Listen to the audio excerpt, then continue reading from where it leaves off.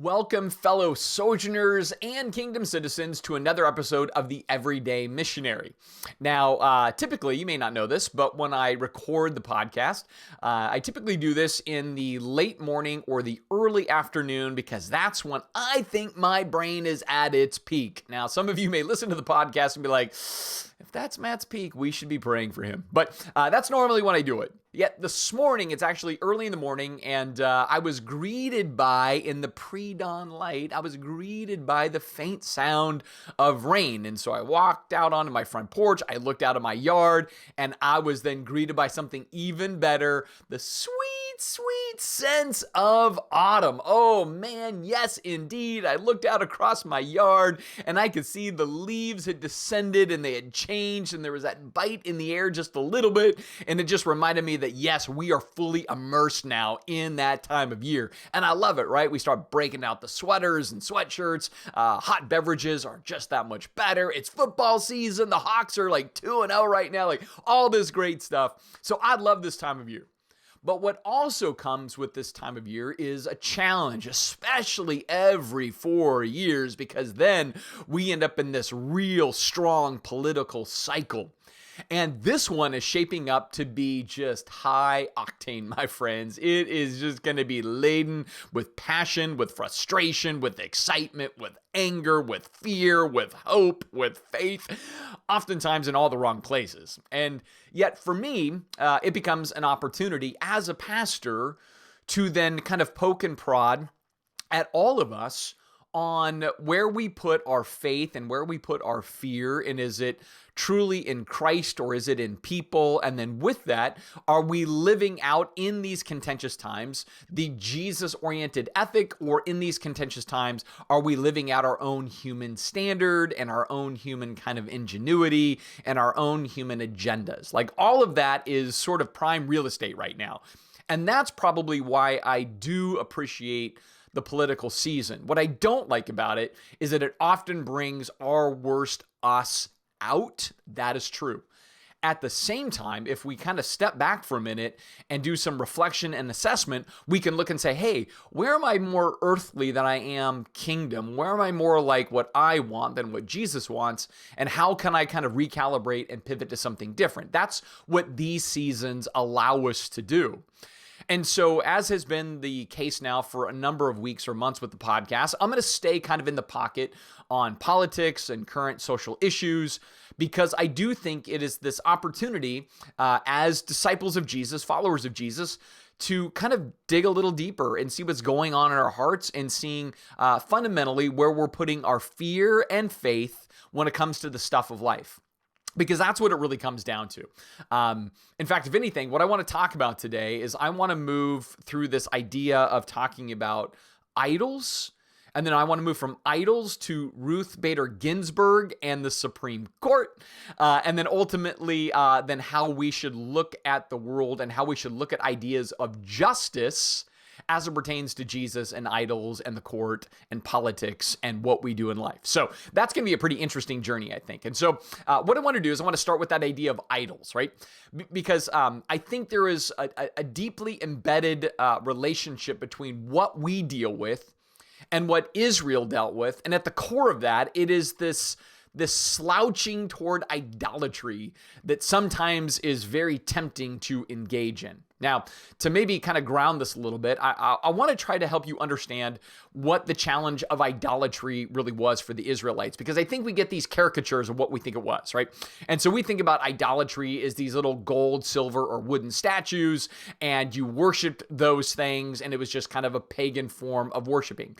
But that wasn't exactly how Israel was tempted to idolatry. In fact, throughout their history, you see that they were doing this thing of God plus idols together, and that was how they would live their life. And what they were doing with that is they said, hey, we really dig Yahweh. He's great. He's cool. He's relational. He wants to really know us. He affirms our image bearing as being his image in us, and we really dig that.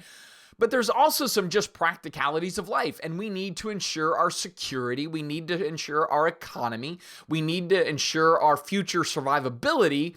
And so we need idols, because what an idol was and what idolatry was fundamentally a transaction.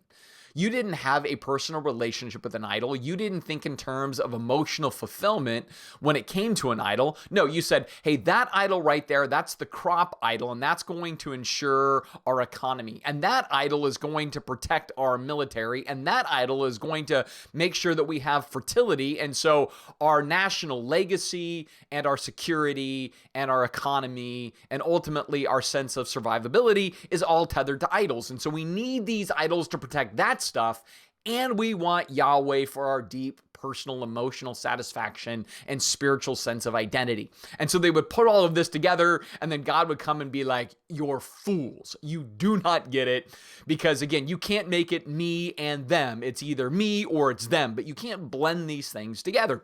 And so this is why God was always getting on the case of Israel. And so then even when Jesus shows up, he's still challenging idols, just in a different way. And he's very clear. He's like, you have to choose the kingdom or you choose the world. You choose my security or you choose the world's security. And so he still talks in very stark terms. It's either A or B, and you need to make decisions.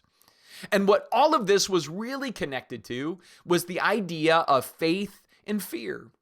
So what God was saying is, if you have faith in me and you fear me, awesome.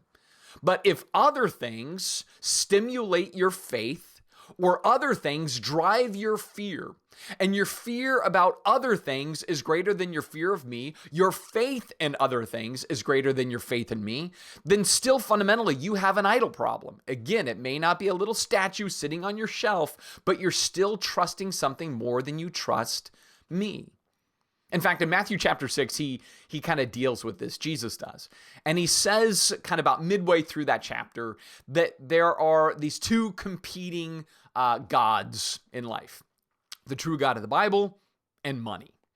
And he says, you cannot worship God and worship money. And what he's really talking about there is you can't put your faith in God and your faith in the economy and your faith in future stability and your faith in the stuff of this world. You can't put your faith in that. You have to choose. It's either God or that. And if you fear a bad economy, you fear a lack of money, well, that's still making money your God. You're wanting it to be something to rescue you from your perceived hell in life and give you your perceived heaven from an economic platform. And Jesus says, you know what? You can't have that heart and also have this authentic, true, worshipful heart toward God. You have to choose. Is it God or money? And then from that, he goes into this whole thing about don't worry. He says, don't worry about tomorrow, and don't worry about what you're going to eat or what you're going to drink or what you're going to wear. So he says, don't worry about survival. I mean, he's not talking about like odds and ends and fun hobbies. Don't worry about if you're going to have enough money to go like wakeboarding. He's not talking about that. He's literally saying, don't worry about whether you'll starve. Don't worry about whether you're going to have shelter. He says, why would you bother doing that? That doesn't add any kind of height to your stature. It doesn't add any oomph to your life. He goes, stop worrying about that stuff. And he says, instead, seek first the kingdom and its righteousness. And all these things will be added unto you. Now, I want you to hold that word righteousness for a minute because it's going to come in real handy when we get to Ruth Bader Ginsburg. Trust me.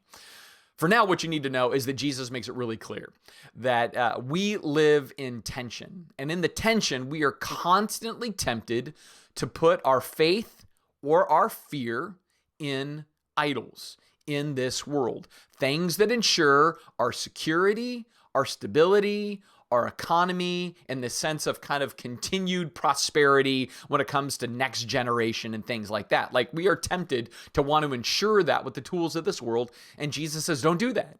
He says, don't do that for two reasons. One, because it's just wrong. It's sin. It's saying I'm going to let those things be more powerful as a God in my life than God is. But the second reason, he's really saying it will disappoint you. It's not going to pay off. So if we modernize that for a minute, he's trying to tell us like your politician, your policies, your political affiliation, whoever you think is going to be in charge, whoever's going to bring this economy that you dream of, whether it's a socialist economy or a capitalist economy, whether it's one that favors everybody or favors only those who work hard, whatever your thing is, Jesus says, trust me, don't worry, it will fail you. If that's where you put your faith, or your fear is driven upward by the lack of what you perceive to be your ideal utopia. Jesus says there's only one utopia. It's the kingdom. And there's only one thing we should really be passionate about, one thing that should drive our fear and faith, and that is him and his agenda and his gospel and the priority he has for the world. Seek first the kingdom and its righteousness, and all of these things will be added unto you. So he makes this promise. It's a promise that we struggle with because we're like, I don't really know. I still think we need all these other facets of life. And so we get all passionate about all this other stuff. Now, at this point, I want to stop for a second and be clear that what I'm not advocating is a hands-off approach to our political process, a hands-off approach to policy. I'm not saying don't vote, don't care, don't be engaged. That's not what I'm saying. What I am saying is that our engagement should be seeking first the kingdom and its righteousness in the context of that. So I shouldn't be driven by policy and by party in the sense of I'm afraid of this and I put my faith in that and then everything flows that direction. I should be saying, Jesus, I want your priority to inform how I vote, what I support, how I pray, the things I share, the words I speak, the ways I engage. Like all of that should be, Jesus, what is your kingdom agenda? And how do I bring that kingdom agenda into this process as opposed to, I have my own agenda. I want my own heritage protected. I want my own well-being kept. I want my way of life maintained. And therefore I get very passionate about politics and policy and all of these other things. Like that's really what's at stake in all of this. Because the reason Jesus leaves us in the world is not so we can have our American dream. The reason Jesus leaves us in the world is so that we would be ambassadors of his kingdom. And his kingdom is captured by that word righteousness. In fact, it's interesting in the Sermon on the Mount, he used it earlier in Matthew chapter 5. So in Matthew 5, he says, unless your righteousness exceeds that of the scribes and Pharisees, you will by no means inherit the kingdom or enter the kingdom. Like he says, your righteousness must exceed theirs. And then in chapter 6, he says, seek first the kingdom and its righteousness. And what's interesting about the Sermon on the Mount is that throughout its 3-chapter body, he is describing what kingdom righteousness looks like. And when you read through it, you see the Beatitudes that are very inverted from the ways that we think there's blessing in life. Like he looks and says, you're blessed when you're mourned. You're blessed when you're meek. You're blessed when you're persecuted. You're blessed when you're pure in heart. He says, you want to do the right thing. You turn the other cheek. You go the extra mile. You love your enemy. You don't judge other people. You realize that you have your own issues. And so there's a humility about your life. Like you literally read through the Sermon on the Mount and he's giving us the playbook on what real righteousness looks like. Now, here's why I want to go a step further, and I want to drive us back in the Old Testament because I want you and I to understand exactly what Jesus is trying to communicate in that word righteousness. Because here's the thing. I think oftentimes as modern Christians, we hear that word and we think of moral purity. We think of those who are squares, who do all the right rules, who are super, super hyper obedient, that are very dogmatic on all things pertaining to truth, that is true righteousness. But in the Old Testament and the framework that Jesus is communicating in the Sermon on the Mount, there is a very different vision of righteousness that has everything to do with the Supreme Court. All right, now we're starting to build the bridges here. So if you go back and you look at every occurrence of the word righteous and you look at every occurrence of the word justice in the Old Testament, here's what you need to know. That is the exact same Hebrew word throughout. So when translators are translating the Bible from Hebrew to English, they come across this word and they go, are we going to translate that as righteousness or as justice? Because the challenge for the interpreter is in the Jewish mind, righteousness and justice were the exact same thing.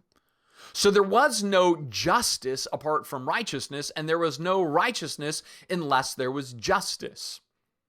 But then what we want to do is go a step deeper and say, oh, so then righteousness and justice is being you act justly and you act right, and that goes back to moral purity. Not exactly. See, God had something very intentional in all of this. And with this really kind of brings me then to what I'm going to title today's podcast. It's asking the question, and it's starting to now investigate righteousness and justice being the same thing. It's asking us the question as Christians, right? As followers of Jesus. It's the question of what type of justice do we want in the next justice? Do we want God's justice or man's justice? Now, what's funny to me is that both sides are saying if they could put in a justice, it would be a woman. So maybe the question should be, what kind of justice do we want? God's justice or woman's justice? But you get the idea, right? It's begging the question, do we want the justice that God loves, that Jesus says must surpass the justice of the scribes and Pharisees? Do we want the justice that we are to seek as we seek the kingdom and its justice first? Because again, for Jesus, righteousness is an Old Testament idea, and it means justice as well. Do we want his or do we want ours? Do we want the kind of justice that protects me and my kind, or do we want the kind of justice that he wants to ring throughout the world? Because I find often the uncomfortable truth that it may be more about me than us, and it may be more about my way of life being secured than other people's way of life being secured in the context of that. It may be more about me taking than me giving myself away. Now, part of what is germinated the thoughts that I'm having today in the podcast are not my own necessarily, but they actually flow from Tim Keller. I love Tim Keller, and I was listening to a different podcast, and it was referring to the fact that about 15 years ago, Keller had done this series on justice in the Old Testament, and they were kind of bringing some of this stuff up. And what I love about that is it was a decade and a half ago, so far before the woke culture, the social justice of our society, before all of that, Keller just happened to be talking about this. So it wasn't like he was trying to make a statement against the current climate of the day. Again, 15 years ago means he was saying some stuff before we were dealing with these things. But in that series, he has this definition of what true justice is all about. And he says, this is how he defines it. He says, the righteous, or those who pursue true justice, because it's the same word, the righteous will disadvantage themselves to advantage their communities. The wicked, on the other hand, will disadvantage their communities to advantage themselves. I'm going to read that again. The righteous, those who understand true justice, will disadvantage themselves to advantage their communities. The wicked will disadvantage their communities to advantage themselves. See, this is so good because what he's saying at the core is that true justice is something that is administered for the common good, not my own good. True justice wants the least of these to be risen up, like the tide that lifts all ships. True justice says the poorest among us, the most disenfranchised among us, the most hurting among us, the most forgotten among us, the old, the young, those who do not fit our normal social bill, those opposite of my opinions or my ideas or my policies or politics or whatever it might be, those people should benefit from the justice that I pursue. But if I pursue a justice that's more about protecting, again, my group, my clan, my people, my pod, whatever it is, that isn't true justice. That is just power grabbing to secure what I want, what I'm comfortable with, and what's familiar to me, that secures my heritage, whether it really helps or hurts others of a different heritage. See, that's the idea. In fact, from this, he actually quoted Proverbs chapter 11, verse 10. He says, when it goes well with the righteous or those who hold to true justice, the city rejoices. And when the wicked perish, there are shouts of gladness. See, I want you to notice what that passage is talking about as Keller kind of used it in this message on true justice. He says fundamentally that when the righteous are living true justice in their lives and they're seeking justice for others, the entire city rejoices. Not just 50% of the city, not just the Republican half of the city, right? Or the Democrat half of the city. The whole city rejoices when true justice rings true in a culture. And that, my friends, I believe is to be the agenda of the Christian. That we should care more for that. We should care about a justice that is true justice for all, where the whole city, the whole culture, the whole country can authentically benefit. And in that, it means I'm giving myself away. I am not fighting for all of what I want. I'm actually giving myself away so that others could benefit in that process more than me having to benefit all the more or keep what I got or whatever else. Like, that is seeking the kingdom and righteousness. That's saying, I don't worry about the economy. I don't worry about my security. I don't worry about my future prosperity. I worry about fulfilling the promise given to Abraham that all the nations of the earth would be blessed through the involvement of God's people in the world. Therefore, I bring it back to the question, Christian, what type of justice do you seek in the next justice? Because that's the thing that's most important to the Christian, right? Like we look and we go, oh, but this is going to shape the court. You don't understand. It's going to bring in a more conservative vision. And with that conservative values, and the court's going to make conservative decisions that affect all of society in a positive way. And I go, maybe, I don't know. It's less about who gets in there. Frankly, it's less about who you vote for. I don't care about who you vote for. I really don't care if you're a Republican or a Democrat. I don't care if you're voting for Biden or voting for Trump, but I do care really your motive in that, my motive in that, right? How you decide to cast a ballot, not of consequence to me. What does matter is the why of your heart. Is it faith? Is it fear? Is it about protecting what you want? Or are you looking and saying, man, this is my opportunity to generate true justice in our world? And by justice, it means I will disadvantage myself to advantage the least of these. Like if that's our heart, awesome. But again, if it's like, I don't care about that other side. I just care about my side. I care about my group and our policies and their policies I don't care about, and their needs and their problems and their heartache is not my concern. I've got enough to worry about in my own life. I don't want to worry about their life. Like all of that is not kingdom-mindedness. Now, it's very human. It's very understandable. I wrestle with that stuff all the time. I'm not lecturing you like I'm not a part of the problem or the equation. I'm lecturing all of us that we want to be aware of what it is we get most passionate about. And is it to give ourselves away? Because that's the kingdom. That's just the kingdom. I mean, Jesus makes that really clear. That's why he says, you want to be the greatest, be the least. You want to sit at the head of the table? Well, serve everybody at the table, right? So you don't make it about yourself. And we as Christians say that all the time. It's not about me. It's about him. And he says, great, then make it about me and do it to the least of these. I mean, that's Matthew 25, right? Where he even talks about, hey, when I was in prison, you visited me. When I was naked, you clothed me. When I was hungry, you fed me. Like when I was the outcast, you embraced me. And he says, when you've done it to the least of these, you've done it unto me. Like he says, and this is the deciding factor, even when we're standing there and it's sheep and goats, and he's like, who's on my right and who's on my left? It's did we give ourselves away? Did we disadvantage ourselves for the sake of others to advantage them? But if we're not willing to do that, then we're just not seeking the kingdom. We have decided that we're going to follow another point of view more firmly and with deeper conviction than we do Jesus and his conviction for the world and how we're supposed to live that out.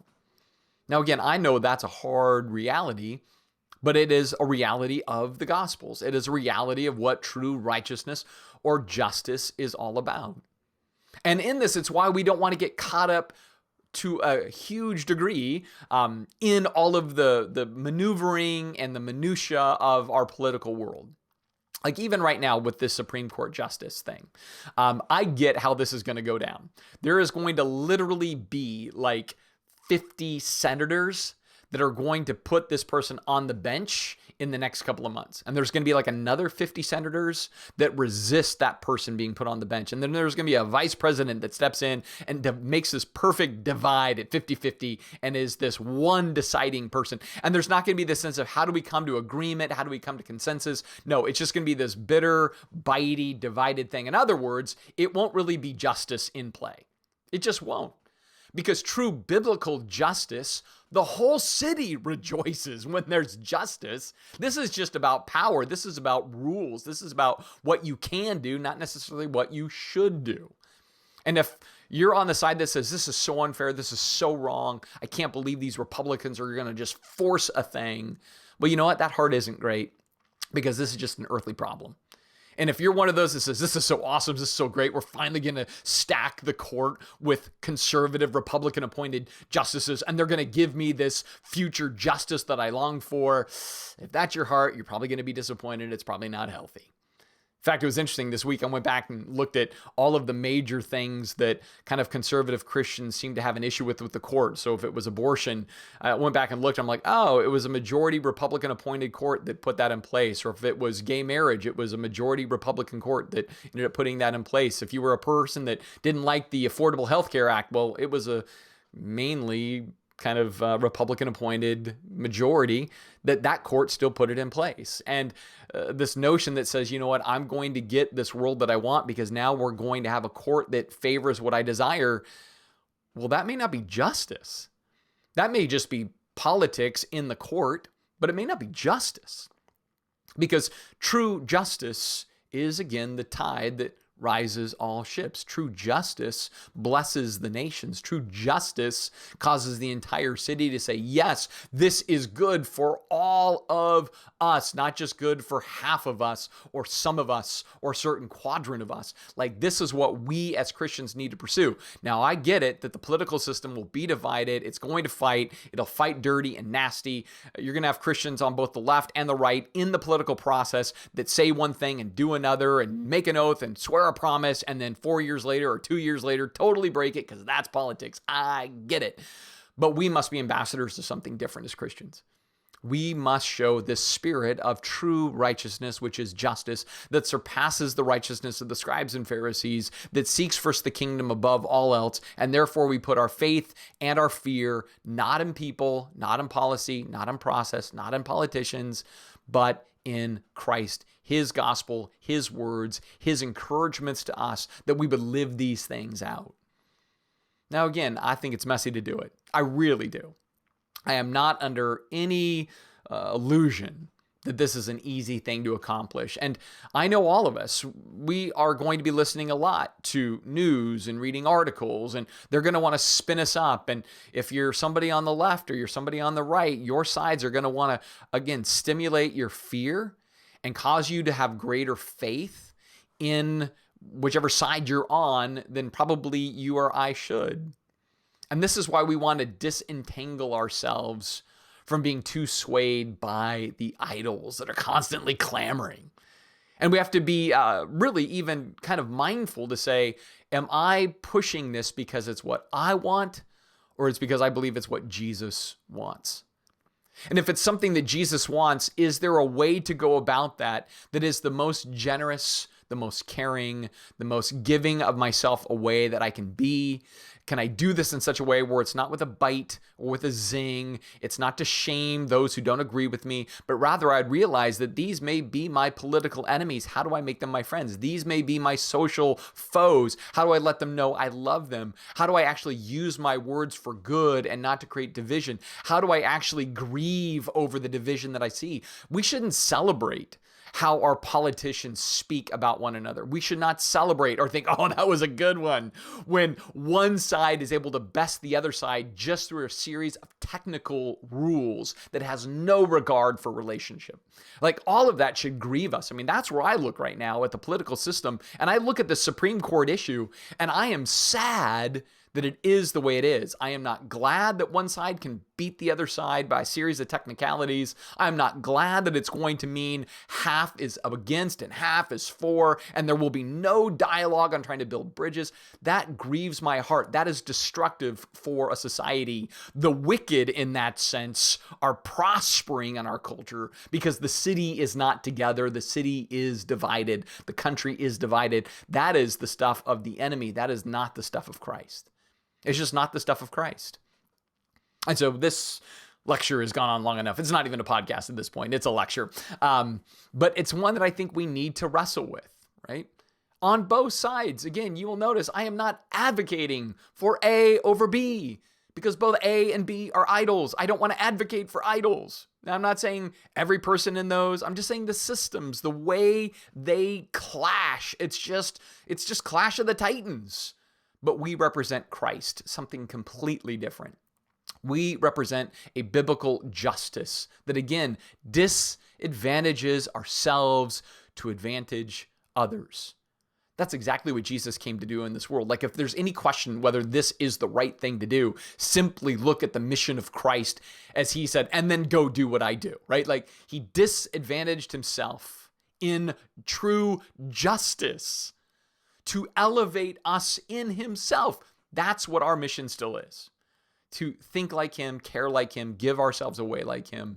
And when we do that, when we own that, when we live that out, we will be very, very useful, very, very caring, everyday missionaries.